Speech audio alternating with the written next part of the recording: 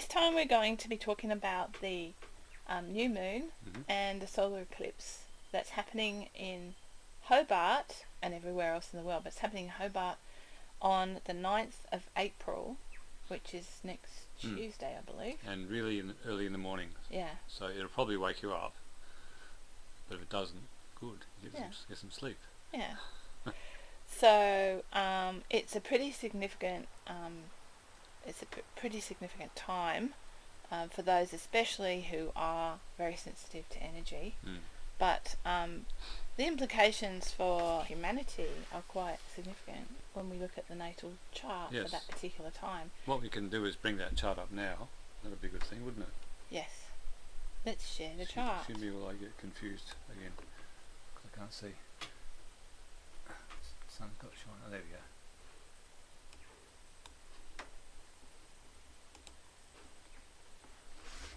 There we are.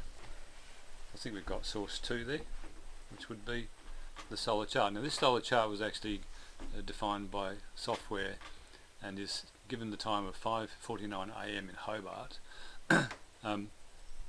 Daylight saving time is finished, so we've got a 10-hour difference to GMT. But for the location, which is in the US, that's when it will be when you're in Hobart, if I can explain this clearly. But the actual the full moon is a new moon, full moon eclipse, so the moon and the sun will be at the same degree. This chart does not show that. It shows the moon has already moved off 2 more degrees. So what we know is, what sort of times are it all? Is it all the available? Eclipse energy is going to be at its point around 2:38 AM until about 5:55 AM on the 9th of April, and the new moon is at 4:20 AM on the 9th of April. So in Hobart. Yes. So on that chart, Michael, we can see that the Sun, Moon, Mercury, Venus and Chiron and Sedna, which some people may not know very much about, are all in Aries, and they're all at a very similar degree, which is 19 degrees. Just pointing to that now. So yes, 19 degrees. So it's a fairly busy spot in the zodiac, and you can see by the chart that everything to the left and to the right of that position is also involved in some way, but perhaps lesser so with Pluto being on its own, although it does have an aspect, a small aspect by sextile, which is not a bad thing. But really what the focus point is the nodal axis. So the handle of what we would call a fan arrangement is the south node, which I'll point to over here, and then the handle is all along here, and this is the fan itself, all these planets here. Pluto's up the top here on its own, but in sextile, so offering something as well. So it's really is everything actually in the heavens is involved here. So tell us a little bit about what the significance of all of these planets, the Sun, Moon, Mercury, Venus, Chiron and Sedna, all being at 19 degrees. Well, Aries is the sign we look at first. Now Aries is Mars ruled on its own, so it's a dynamic energy. It is cardinal because it's the first sign in the zodiac, and it is also the beginning of the astrological year when Aries is first. Therefore, this is all about the energy of initiation, because Aries is about initiation or beginning or starting things. It's the first sign, so therefore it's where the soul starts its journey, you can call it that. And its polarity being the other side of that, or the handle point of the nodal axis being here, north and south, is very much about the self, or the ability to self-initiate, and the need to collaborate, which is Libra. So it's self over relations, self in conflict to some degree or opposite, the need to come to the middle and discuss. So it's a fairly powerful energy in that sense, where things in the world could become quite dynamic, as people may want to exert their self, especially considering the moon is involved. So the eclipse and a new moon situation is when the moon gets in the way of the sun. Now spiritually, the sun is impulsing light, and that light comes for us is a higher self energy from the star system of Sirius. So the moon is, or emotions are getting in the way of that energy. So the Aries aspect or spiritual aspects of Aries are to some degree covered up by the emotional aspects of Aries. So emotional Aries energy, or Mars focused energy, or self-initiating energy emotionally, can be difficult, it can be violent, it can be self-centered, and it can be loud. It's interesting, isn't it? Right. Now Mars itself, if I may point to that one, is at the end here, and it's in Pisces, so that's not in Aries. So its polarity structure therefore is more to do with the feeling energy. But Pisces itself can also refer to illusions, delusions on a negative sense, but it's also a deep spiritual location as well, and brings forward the feeling aspects of how spirit would be, how the spiritual process would be. And there are 3 planets in Pisces right alongside Mars, or 2 planets right alongside Mars, Saturn and Neptune. So Saturn is also involving itself in a dynamic fashion, because Saturn likes to slow things down, being the lord of time, and is very 3D, whereas Neptune is very 5D spiritually, because it's all about love, and love is an energy which is all pervading and has no structure.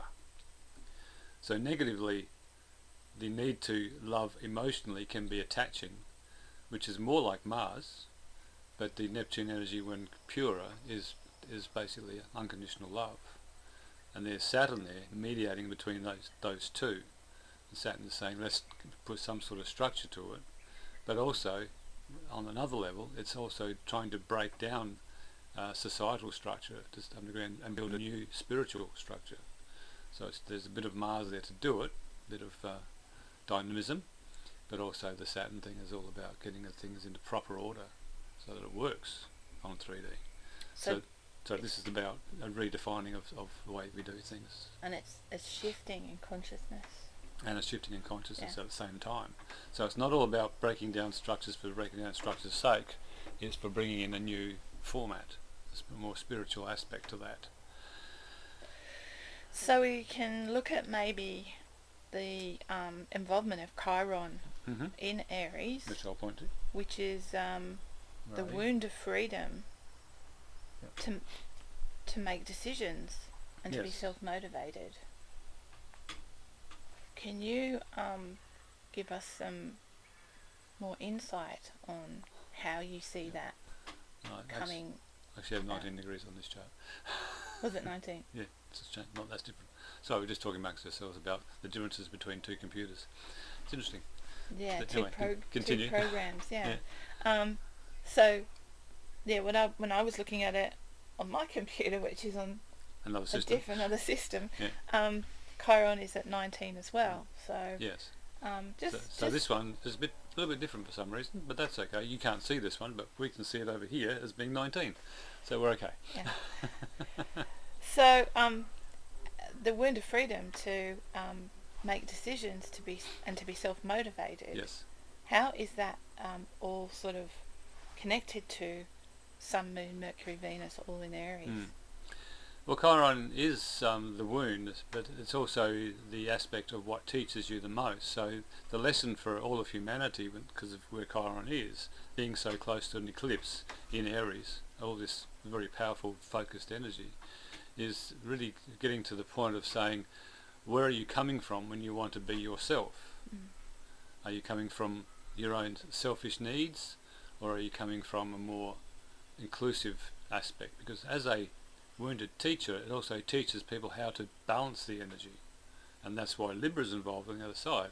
It is saying, please ensure you look at both sides of the story. Yes, you might want to exert your feelings, but you have to look at where are you coming from, and are you coming from a point of view whereby there is a win-win way? And there is always a win-win way for all conflict and all situations that require will. But when will is not addressed from the heart, it tends to be a bit more selfish. So it's finding that balance that when you may have been in the past, had your will taken away from you in early life, or through parental upbringing, or through business upbringings, and you don't know how to operate it, depending on where your Chiron will actually be in your chart, and also your moon position, all sorts of other things we can get into in private readings if required. It's very much about knowing that this is about humanity looking at how it can do the win-win for all of us on the planet, rather than push along a certain group of people's points of view and run the show. Okay, so this is really coming into looking at ancestral stuff that's going on where there is Yes. there's disruption and war going on. That's right. And for people to have a look at where do their beliefs and their motivation come from for continuing with war. That's right. Why is there a polarity? Can we address the polarity rather than remove the other side of the coin? You can't have a coin without another side. It doesn't exist. So is that what you want to do? It's not really winning anything. No. The people who are exerting that force are not going to win. They're just going to find themselves, I don't know what, devoid of reason anymore, I would say. So this is the real test of what this is about, is being able to bring that other side into it and understand where the others are coming from and see the similarities. I think rule one, there's always children involved. Yes. They're always there. Yes. So to kill people, is that the proper thing to do? If you say you love your children, you can't really love your children if you want to kill somebody else's children. No. So That's right. it's really about it's the reasoning for why do you feel that there is polarity, and why we address the system with violence and not looking at perhaps the rulership of Libra is about peace.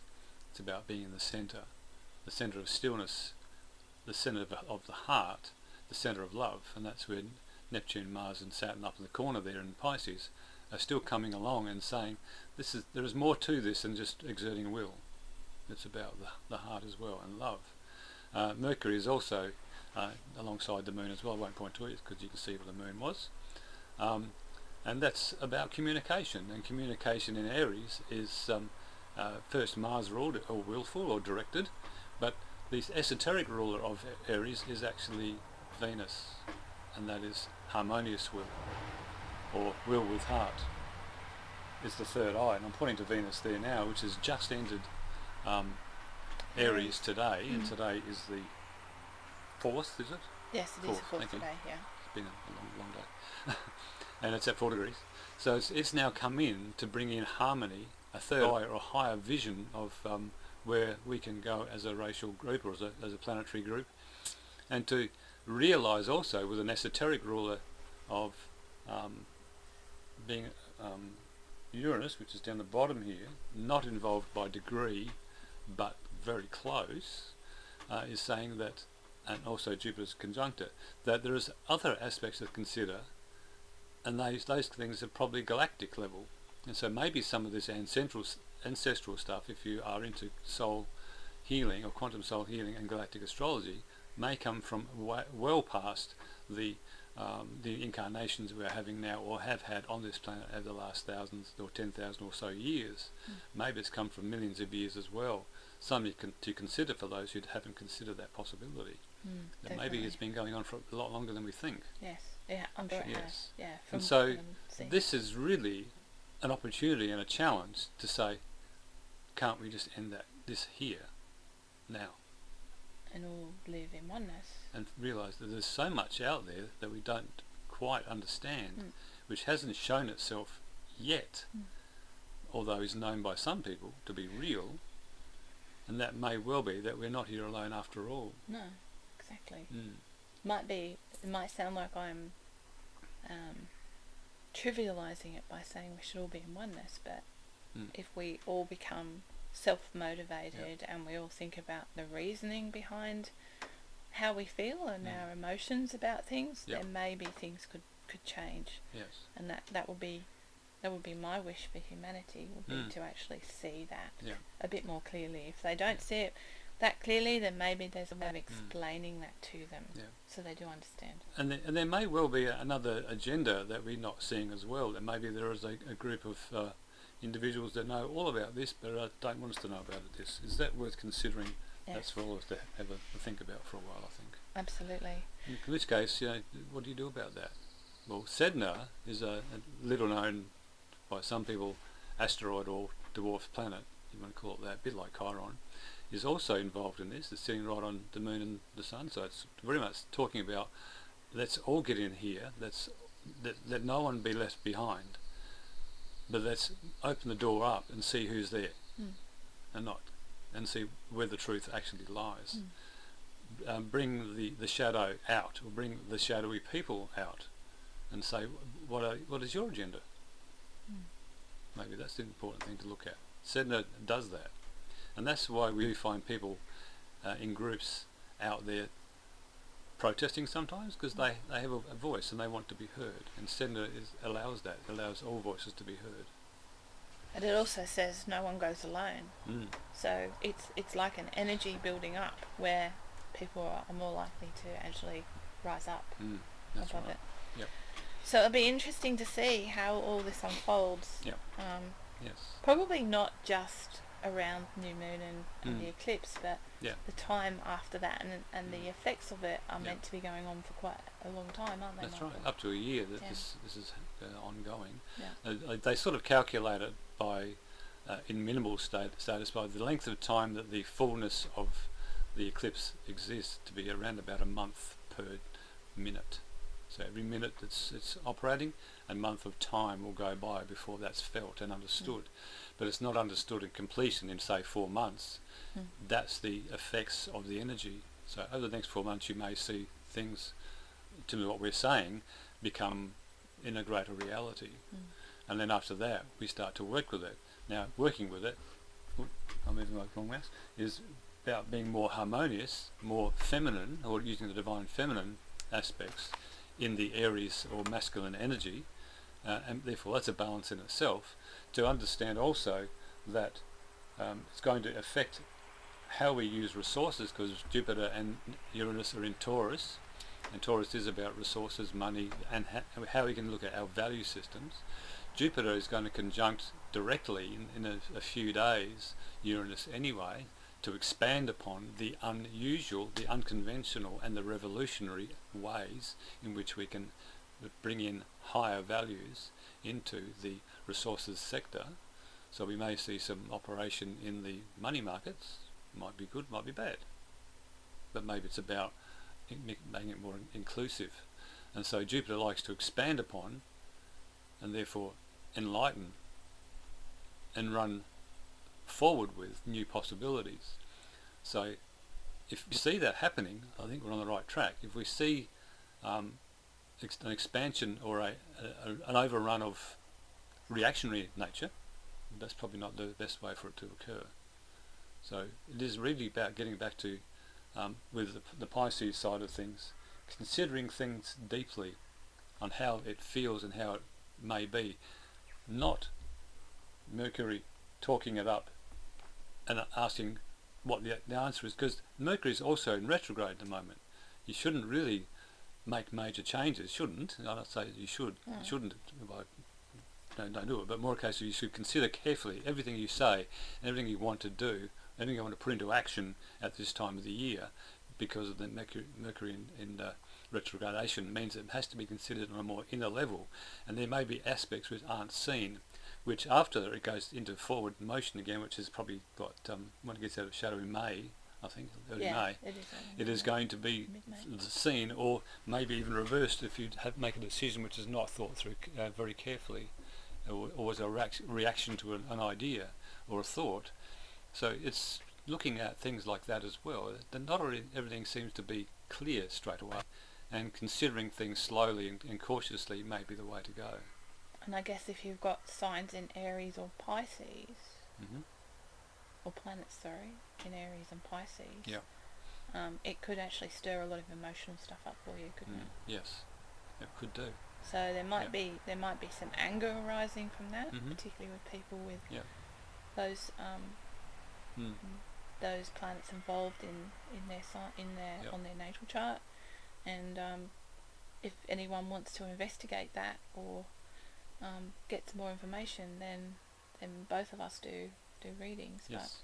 But it's important to know, at this time, that people might feel a little bit irritated and unsure and even lost. I think with things that might unfold. And the other thing that's probably worth considering is with the Pisces energy there, while it has to do with illusions, delusions, and what would you call it, irrational fear, because you can feel it in your emotions. There's an opportunity also in that through Neptune to connect to a higher love, which we all are part of if we just only remind ourselves it's there. And that is to say, you can align with people, healers, people, humans, friends, everybody, connect with them on a heart level if you just open your heart to feeling outwardly past your emotional nature. It's your emotions are still there, but you just move past it, and you can actually be healed from that feeling. You can be lifted, and you can be have a heart opening experience from all this, even though it may be as fearful as you can get. So it's getting past the emotional of it. Absolutely. Feeling the emotions, but rising above. So that can be done through a visualization of light coming from your own heart, connecting to a vision of people on the planet, all connecting their own hearts to them, because that's actually what's going to be happening. That's what this is bringing forth anyway. People already joining up on a heart level and using energy to lift humanity to another level. We should maybe repost that meditation that we did about that. We did that a number of months ago. Yeah, we do that. But also, other than connecting, if you feel that emotions are building up, or you're feeling fear, for instance, which may happen, finding some way of escaping from that and taking yourself to a different space. I posted something this morning that was a hand drum meditation. It's just music, and it was really uplifting. It took me to a different space.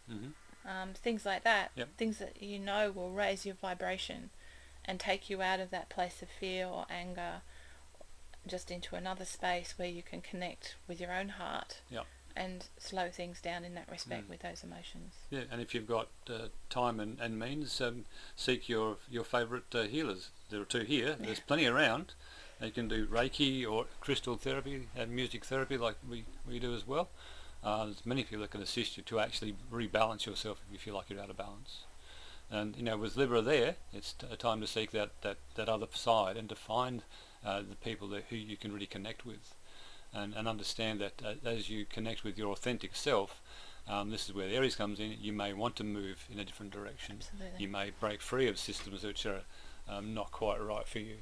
Like watching mainstream media, which may or not be showing things that are authentic. Yeah. And you may also connect with your own personal will again, which can be challenging, but it may be the time to do it now. Instead of being influenced by what you're seeing and hearing, making up your own mind, doing, becoming more educated about what you are happy to accept and what you're not happy to accept. In all ways in your life, it's all up to you. It just sometimes is very difficult breaking away from situations which aren't good for you. However, the lifting energy that is being available at this moment in time, the love energy that human beings are now connecting to we'll call it the grid, or the resources of light and love are available to everybody. So that's a good start if you can't do anything else at the time being anyway. Or if you feel like you want to move forward, that will give you the impetus and the strength and the support to do so. Don't you agree? I do, very much so. Yes. Okay, well, we will we'll sum this one up. We might be talking a bit more about it in the next few days, because we're keeping an eye on some things that are actually happening. And we're back. We'll get a cup of tea, and hopefully you will, and we'll come back on and we'll have a chat about what's actually happening. Yes. Thank you for your Oh, thank you. expert opinion, and And yeah, yours. I'm learning so much. Mhm. Thank you very much. We for that. are all learning about this. Yeah. This is what it's all about, learning how to be self. Yes. Mm. Yeah. And don't forget, love is the way. Love is the way. Thank you. Bye. Bye.